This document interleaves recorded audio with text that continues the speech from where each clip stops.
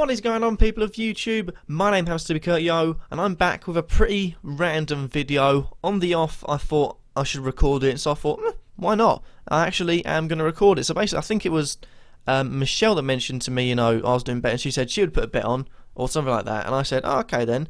Judging by her resounding fact that when she did my FPL score, she beat me, the weeks before and after I did it, by about a good 30 to 40 points, I thought, I've got a good feeling. I'm going to put money where my mouth is. She's going to put an accumulator on. You don't know what an accumulator is, do you? Nope. Basically, it's where you put 10, you bet on the result of the game, then you put them all together, and if all of them come in, then you win. Basically. Okay. So, I thought, put money where my mouth is. I'm going to put a £5 bet on every game she chooses. So, basically, this is how it is going to work. I'm going to go through every Premier League game, and in the end, we'll see how much money we could win if all of them come in. So first of all, we've got Manchester City versus Leicester. First versus second. A huge game at the top. City are unbeaten in 7. Leicester have lost just 1 in 7. But Leicester are currently top. The last meeting went 0-0. Leicester are at home. This time Leicester are away and Man City are at home. What do you think is going to happen? Well, based on the game I saw while you were here of Manchester, they're really boring. Oh no, that's the other Manchester team. Oh, it is? Okay, wrong one. Okay. Now I have no idea. We were at the game place in the mall when the game was on, and that ended 0-0. That was the game that was on when we were there. Okay. You said I could say draw, right? Yes, you can.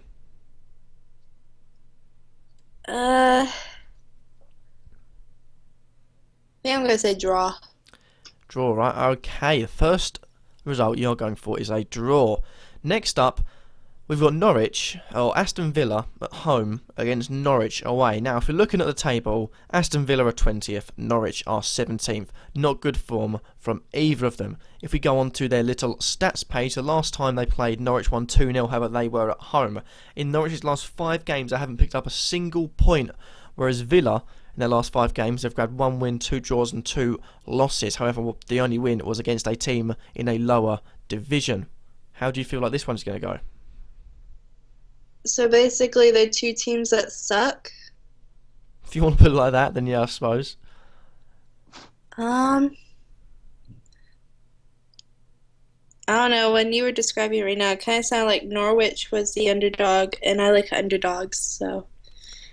Okay, Norwich wins. So far, 2 of them, well, Aston Villa Norwich is a hard one to predict. I mean, I basically just went on gut with that one, but just to let you know, I put exactly the same one on my accumulator for Manchester City Leicester. I can't pick between them.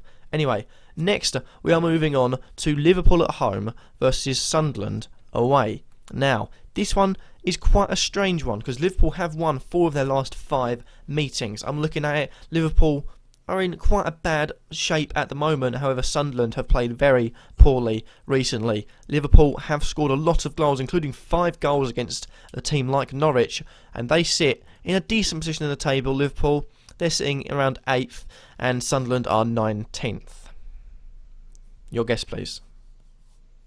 I think I'm going to go with Liverpool. Liverpool? Okay then. Right, next up we have got Newcastle versus West Brom. Now this is a very, very interesting one, and one that I believe a lot of people won't see as interesting, but West Brom won the last meeting 1-0. They are unbeaten in 6 of their last 7 games. However, only 1 of them has been wins. Newcastle over the last 7 games have lost 5 of the 7, winning only 1 and drawing 1. Newcastle made some good signings in the transfer period though that has just passed, and with them sitting 18th from West Brom in a mere 14th, it's going to be a tight game. Your verdict, please. I'm going to go with draw. Draw, okay. Based on that. It's looking good. Next up, we've got Stoke versus Everton. Now, this one is a very, very tasty one. The last time these teams met, there were quite a few last-minute goals. It ended up 4-3 to Stoke. The time before that, it was 5-4 to Everton. So quite a big scoring game in prospect here. Everton have won their last 2 games, with Stoke losing their last 2. However, Stoke did have a reasonably harder game, including a game against Manchester United. Everton, on the other hand, are going to be without their top scoring striker, and with them sitting just 1 point and 1 place below Stoke, it could be a tight one to call.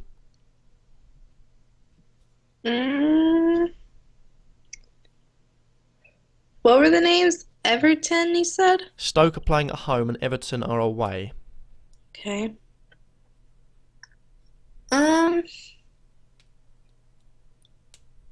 So you said Stoke has been losing, but it was because they were against a really hard team. Mm-hmm. Let's go Stoke. Stoke win, so that is the one that is you get the best or the lowest odds for, which means they're the one in favour. But next we move on to Swansea versus Crystal Palace. This game, well, I'll just try and speak it the best I can. The last game finished 0-0, and both teams in the last 14 games accumulatively have had 2 wins in the last 7 each. They are both looking a bit worse for wear and both dropping close towards the relegation zone. Palace are 12th, Swansea are 16th, but Swansea have been in better form in their last few games. I think I'm going to go with the draw. Draw again. Okay. Right, so that's 3 draws. Actually, that's exactly the same amount that I had, so I won't say anything. But next up, we've got Tottenham versus Watford. Now, this one is a very interesting one because Watford have been a surprise package this season. However, in their last 4 meetings, Tottenham have won all 4. There are 5 wins on the bounce, are Tottenham, and also playing at home, with Watford unbeaten in their last 3, including a big draw against Chelsea, who are quite a good team. And with Spurs sitting in 3rd and trying to challenge for a little bit of the title, Watford sitting in 9th and being a surprise package. However, their strikers can perform in deadly, deadly ways just by the 2 of them. So, also noting that Tottenham have got probably one of the best strikers in the league as well. I guess, you're saying that they could be deadly, so let's go with Watford. I think you said the name was? Watford. Watford. Well, that is quite... let's just say that's not the predicted winner of that one. But lastly, for the Saturday roundup of games, we've got Southampton versus West Ham. Now, Southampton have been under a bit of a resurgence recently, unbeaten in their last 4, not conceding a goal in their last 4, and West Ham in their last 7 have only lost just once, and that was a surprise loss against Newcastle. West Ham won the last time they met in the season, 2-1, around October-ish time, I think.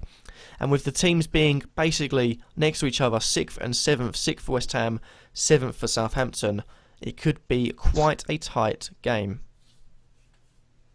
I feel like every time you say it could be a tight game, you want me to say draw. I'm just saying there's not much splitting them. There's stats good for one side, stats good for the other. And then I will say draw. Okay, that is what I put as well. So that is all of the Saturday games. We have got 2 more games for the Sunday, starting off with Bournemouth versus Arsenal. Bournemouth coming up from the Championship last season, meaning they got promoted, and recently their form has been pretty good, losing just 1 of their last 7 games, which actually exactly the same as Arsenal. However, Bournemouth's form has been better. Arsenal won their last meeting earlier on the season 2-0 and have quality-wise a lot better players. And with Arsenal sitting 14th and Bournemouth sitting 15th, could be a tight game, could be quite an easy victory. I'm going with Arsenal because that's the name that I know. You know Arsenal?